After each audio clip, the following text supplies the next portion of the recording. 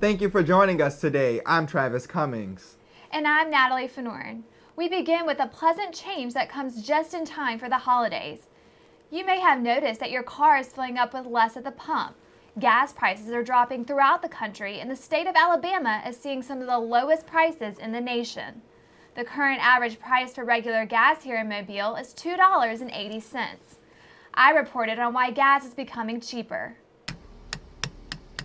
If you have gone to fill your tank lately, you may have noticed the low price per gallon. According to AAA, the national average gas price dropped below $3 per gallon Saturday. The last time the national average gas price was below $3 per gallon was in December 2010. Spring Hill College students say they are excited about the drop in price. It's awesome. I scream every time I drive past the gas station. I get really excited.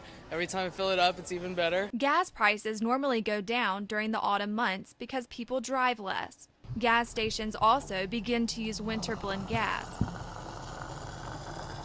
This year's prices are even lower than usual because of the decline in crude oil cost due to strong production and global economic concerns. In addition, some nations that are members of the Organization of the Petroleum Exporting Countries are willing to let the prices go down in order to maintain a competitive market share.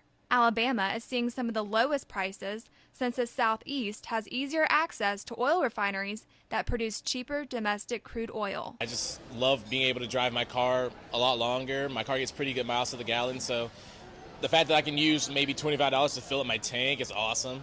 We definitely hope that those prices continue to drop and save you a couple bucks. Maybe that money could be used for gifts for the holidays. Talking about money, the financial aid department here at Spring Hill College is making major moves this year, leaving students and staff to adapt to some new changes.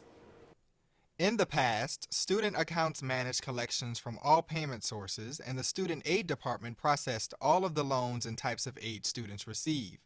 Vice President of Business and Finance, Rhonda Shirazi, tells us that this year, that has all been changed. The two departments are consolidated into a single division, creating one Student Financial Services. Students are assigned a representative who will work with the student from their enrollment to graduation on all their education funding sources. We feel this will create a much better experience for our students and their parents, says Ms. Shirazi. Shirazi says that the first semester of implementation is the most difficult, as everyone is learning all the new processes, and that Student Financial Services would like to thank the campus community for working with them. If you have any questions regarding your student account, you can visit their office on the first floor of the LAC. Speaking of new departments, Spring Hill now has a sexual assault response team, better known for its acronym SART. Our reporter, Kerrie Ebanks, sat down with Lori Rowland to get all the details you need to know about SART. Colleges and universities across the U.S. have seen an increase in the number of sexual assault cases within the last few years. Currently, 80 colleges and universities across the U.S. are under investigation in regards to how sexual assault cases are being dealt with. The Sexual Assault Response Team was created at Spring Hill College in an effort to provide services to students who may be a victim of sexual assault. I sat down with Lori Rowland to get the scoop on what SART is all about. Last summer, a committee of faculty and staff was created in order to find better ways to respond to students who have been victims of sexual assault here on our campus. Currently working on another program here on campus called the Step Up program, and it's a great bystander intervention, and it addresses all those things. It'll teach us what to look for, when to understand that something can turn into a potentially dangerous situation, how to intervene, and what we need to be doing to keep things from happening here on campus. There are several reasons why I think somebody should contact SART, especially if they're hesitant or they're not sure if a sexual misconduct has occurred. Possibly if they don't remember what happened the night before, but physically they feel as if something may have happened, if they're perhaps questioning if consent was given freely, or even if they're concerned about a friend.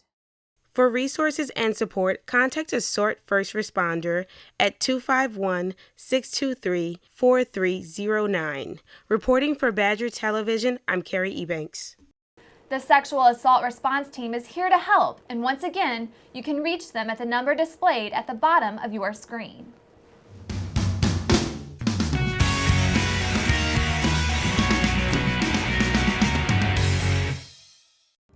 This week, we take a look at a few desserts that you can easily create.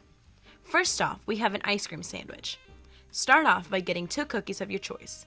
Then, swirl your favorite flavor of soft serve ice cream on top of 1 cookie. Cover with a second cookie, and voila! You've just made an ice cream sandwich. For our second dessert, we've got a hot brownie with ice cream. Simply create this delicious dessert by getting a brownie, then heating it up in the microwave for 15 seconds.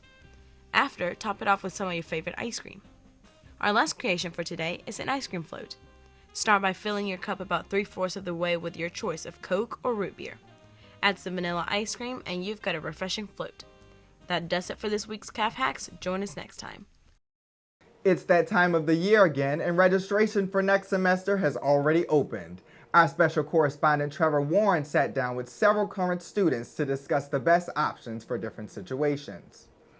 Guys, thanks for coming. I really appreciate y'all coming out. So let's start with Fromy. Fromy, you're just kind of a basic major path, nothing real special, but how do you go about managing your core? What have you and your advisor talked about as far as how to course select?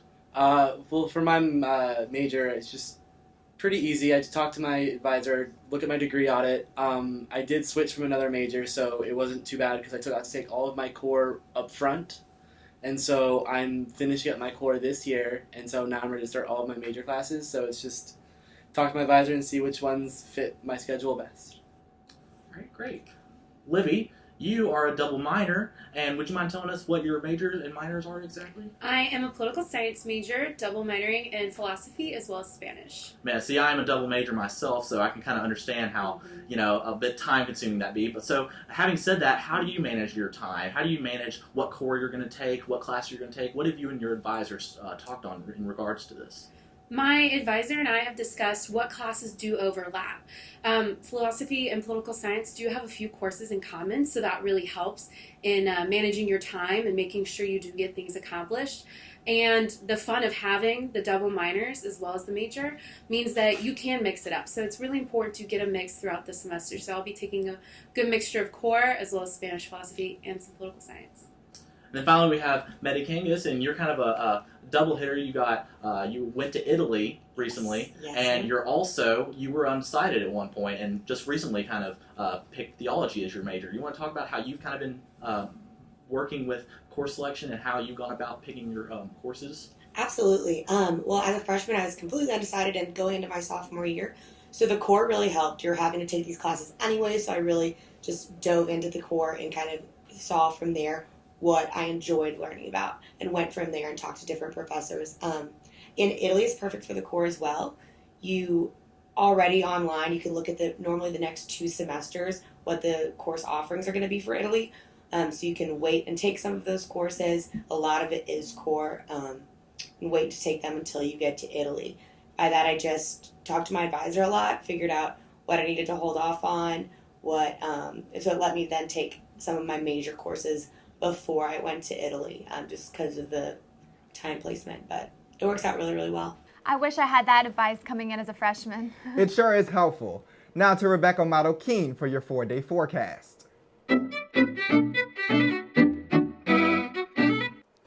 We start off our 4-day forecast with a cold front.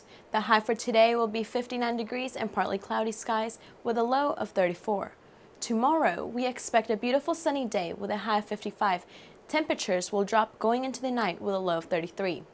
Saturday looks a bit warmer with a high of 62. Perfect temperature to enjoy Badgerfest, but you may want to grab a coat for the fall affair as the low for the evening will be 44 degrees. We end our weekend on Sunday with a high of 65 and a low of 41. This was your 4-day forecast. Tune in next time for the weekend weather update. The results from last week's midterm elections are in. I took a closer look to fill you in if you didn't hear about the results.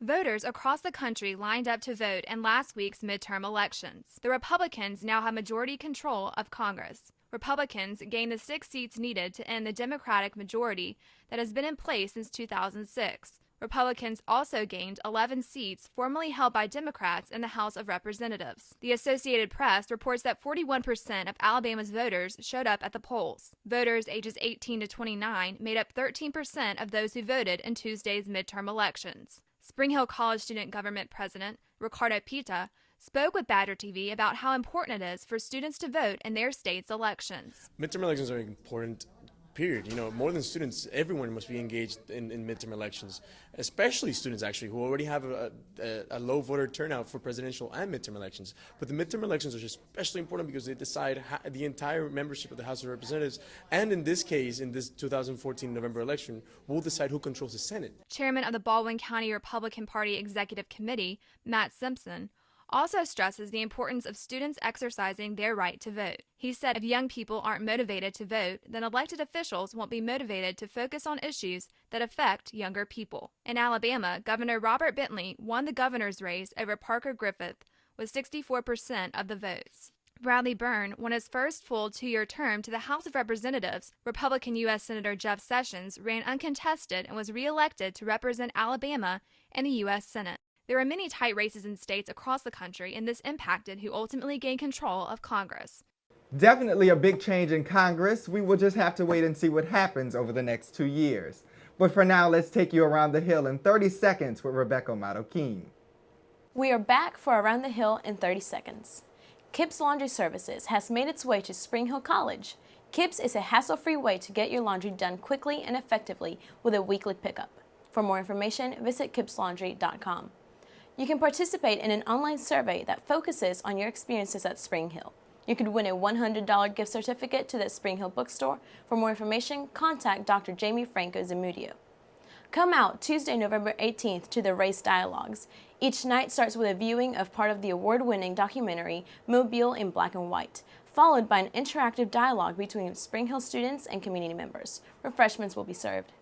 Tonight, original Dove Beauty girl Stacey Nadeau will be the keynote speaker at Embracing Real Beauty, which encourages women to reject the media's definition of beauty and find the unique beauty in themselves. This event is being presented by Tri-Delta in honor of their annual Fat Talk Free Week. That was Around the Hill in 30 seconds. Intent to graduate forms went out to all seniors. Many of them are beginning to make plans and decisions for the year to come. We sent Diego Juncadella to meet with a Spring Hill senior who is planning something extraordinary upon graduation. Taylor Russ is a Spring Hill senior and former Delta Gamma member who currently balances school with working full-time in financial aid. She is about to embark on the most daring adventure of her life. I caught up with Taylor to speak with her about what the World Race means to her. I chose the World Race because of its idea of going to 11 countries in 11 months. You're always on the move. I like the idea of basically you're giving up everything, every comfort of this life. You're living with a backpack. Not all organizations are, they don't really necessarily cater to that. I loved the different aspects of like the different countries we're going to go to, the variety of things that we're going to do. It's always a very scary thought to give up everything you've ever known and to dive into something that's so different than anything you've ever experienced. But at the same time, in those places, that's where you find yourself the most. And it's going to be an incredible growing experience. So even though it's going to be the most difficult year of my life, but I know it's going to probably be the most amazing year of my life, and I just can't wait for it. So Spring Hill is all about doing service and making a difference in our communities. And the mission of the college resonates with me because that's something that is dear to my heart, knowing that the college cares about going out into the community and doing work to share God's love to the world. So Spring Hill has prepared me to now make this bigger step where I'm going to be making a difference in the whole world around me and really stepping out of my comfort zone in an entirely new way. I've given up a good bit already for this trip, and I can't even begin to imagine what more I will probably be giving up in the next year. I've given up my apartment. I'm about to give up my job. I've sold a lot of things that I own. Moved in with my parents. I've been fundraising, which for me is kind of uncomfortable to ask for money. It's very out of my comfort zone, so that's been a challenge. That's all kind of part of why I'm doing the race. It's basically just an opportunity to sacrifice everything for God and to do something that is just going to change the world. I'm Badger TV reporter Diego Juncadella. Now back to you in the studio. The ladies of Alpha Kappa Alpha hosted their inaugural Stroll Off this fall, and our reporter Kerrie Ebanks was there to witness the fun. The Pyro chapter here at Spring Hill College raised funds at their Stroll Off for childhood hunger awareness. AKA would like to thank everyone who came out and had fun, but most importantly for contributing to their philanthropy. Sophomore SGA member TJ Chatham discusses his plans to restore Mirror Lake. He explains the reason behind this idea and the steps taken to put this plan into action. Chatham also touches on how the students of Spring Hill College and the community as a whole would be affected by the restoration of the lake. Yes, we have a lot of plans, and I think the most notable one that I'm currently working on is this grant called the 5-Star Restoration Grant by EPA. Well, the EPA grant, it focuses on sort of restoring areas that have been damaged, specifically like wetlands. And the more I researched it, the more I noticed that we might have a pretty good case with Mirror Lake. The reason why I'm focusing on Mirror Lake so much is because in the past, it used to be a great hub for student involvement and whatnot. People would go there and swim in this lake. But like I said earlier, from the highway construction, it destroyed the spring that caused it to that caused water to go into the lake. So I think restoring this lake will again bring our community closer together. I think prospective students would love having the aspect of lake on campus and everything. Really, I just think recreating this, not recreating, but building Mirror Lake will just be a perfect spot for students to hang out and I guess sort of come closer with nature. We previously brought you a women's fashion segment, and now we have some helpful tips for the men as well. Our special correspondent Devon Sheehy shows you how to dress sharp. We're here at Franzia's with Mike Mazzar, who's displaying some formal attire for us. 3 things you gotta remember when dealing with an outfit is 1, overall comfortability. 2, you must choose the right fashion for the right season. And 3, in order to look good, you must feel good. When looking for a suit, the ideal thing you want to look for is a store that has a tailor who can measure your arm length, shoulder length, and neck length. Tailors can also measure your pant length and your waist length for your slacks. This is important so the suit fits you comfortably. When dealing with formal occasions, Jimmy Francia, owner of Francia's, states, "What a lot of people don't realize is the difference between a black tie affair and a white tie affair. And then there are certain things you can wear to formal occasions." Reporting for Badger TV, I'm Devon Sheehy. Everyone has a favorite style and everyone has a favorite movie. And if you're a true fanatic, you know the lines by heart. Reporter Kerrie Ebanks went out on the hunt to find what the favorite lines are on campus. From comedies to classics, I'm here to ask everyone what's their favorite movie quote. My favorite movie quote is "No Day But Today" from Rent. My favorite movie quote is from Harry Potter and the Prisoner of Azkaban, and it's when Dumbledore said, "You're a wizard, Harry." I actually have 2. The first one's from Talladega Nights, with Will Ferrell saying, what do I do with my hands? And he keeps raising them up. You complete me. Jerry Maguire.